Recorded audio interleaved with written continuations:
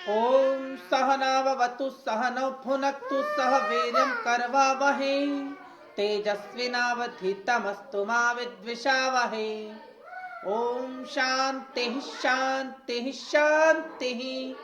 सभी को नमस्ते जी। चेतना का जागृत, स्वप्न, सुसुप्ति तथा तुरीय रूप।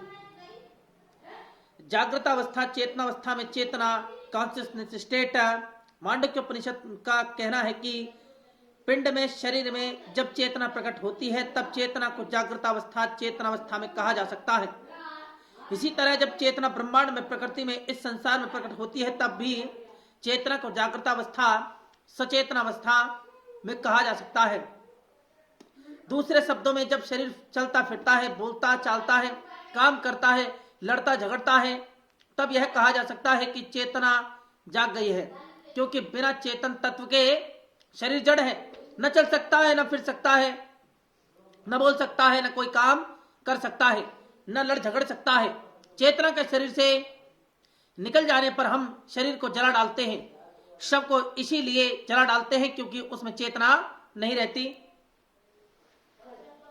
इसी तरह जब संसार में सूर्य, चंद्र, तारा अपनी अपनी परिधि पर नियम पूर्वक घूमते हैं, समुद्र में किन्हीं निश्चित नियमों से ज्वार भाटा आता है, पृथ्वी सूर्य के गिर्द चक्कर काटती है, इन नियमों में कोई अपवाद नहीं दिखता, तब कहना पड़ता है कि चेतना विश्व में जाग उठी है, जागृत अवस्था सचेतना अवस्था में आ बैठी है।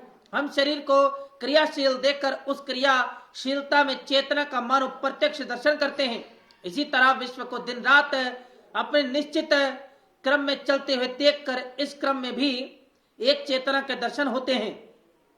इस प्रकार से पिंड तथा ब्रह्मांड में इनकी क्रियाशीलता के माध्यम से चेतना जाग उठती है और उसका इस प्रकार जाग उठना चेतना शक्ति का प्रत्यक्ष दर्शन है। इसी को जागृत अवस्था या पाश्चात्य मनोवैज्ञानिक की परिभाषा में सचेतना अवस्था, कॉन्शियसनेस स्टेट कहा जा सकता है।